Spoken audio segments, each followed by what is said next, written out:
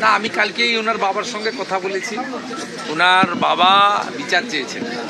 জঘন্যতম ঘটনা, সিট গঠন হয়েছে। পরিবারের পক্ষ থেকে 4 জনের বিরুদ্ধে অভিযোগ দেওয়া হয়েছিল, 2 জনকে গ্রেপ্তার করা হয়েছে, 3 জনকে ডিটেন করা হয়েছে, যাদের সঙ্গে পলাতক 2 আসামির ফোনে কথোপকথন পেয়েছে পুলিশ। পুরো আইজির নেতৃত্বে পুলিশ, এসটিএফ সবাই কাজ করছেন।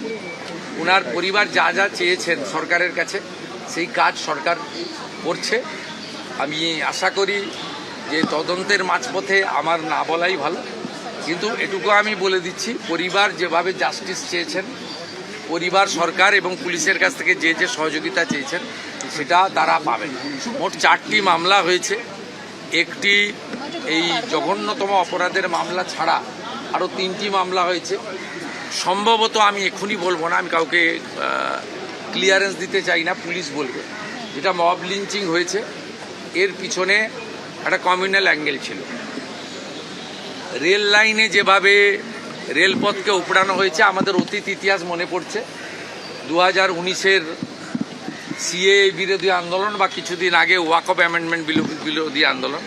তৃতীয় হচ্ছে সিআরপিএফের 2 জন জওয়ান আহত হয়েছেন, একটা পুলিশের গাড়িকে জ্বালানো হয়েছে।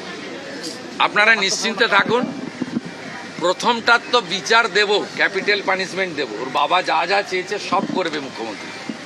সাথে সাথেই ফোনে কথা বলেছি। তো আমি খুশি যে ওনারা আমার আস্থা রেখেছেন। বাকি 3টে বিষয় যারা যুক্ত, যারা অতৃপ্ত আত্মা, ভোটে হেরে যারা ঘরে ঢুকে গেছিলেন, এখনও ঢুকে আছেন, এই তিনজন মিলে এই যে 3টে কাণ্ড করেছে না, এদেরকেও কিন্তু ভুগতে হবে। এমন ভোগাবো বুঝতে পারবে।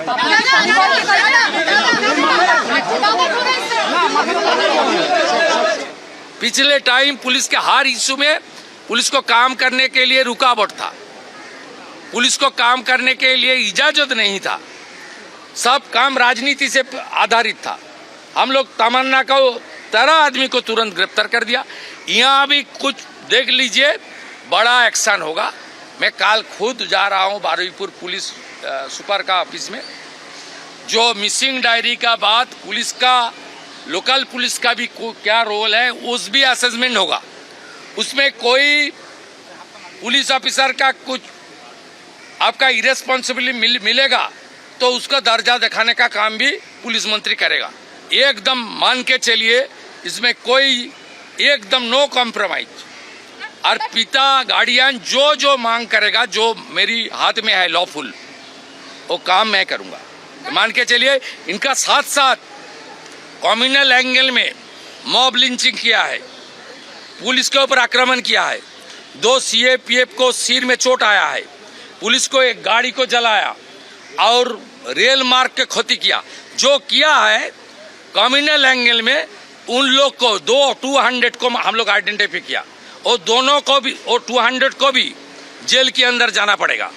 इतना कमजोर ये सरकार नहीं है, इतना कमजोर नहीं है, मान के चलिए। गुंडागर्दी करेगा तो गुंडा कानून उसके ऊपर लागू होगा। আমাদের ভিডিও ভালো লাগলে লাইক এবং শেয়ার করুন। কমেন্ট সেকশনে গিয়ে জানান আপনাদের মতামত। আরও ভিডিও পেতে আমাদের চ্যানেল সাবস্ক্রাইব করুন এবং প্রতি মুহূর্তে খবরের আপডেট পেতে প্রেস করুন বেল আইকন।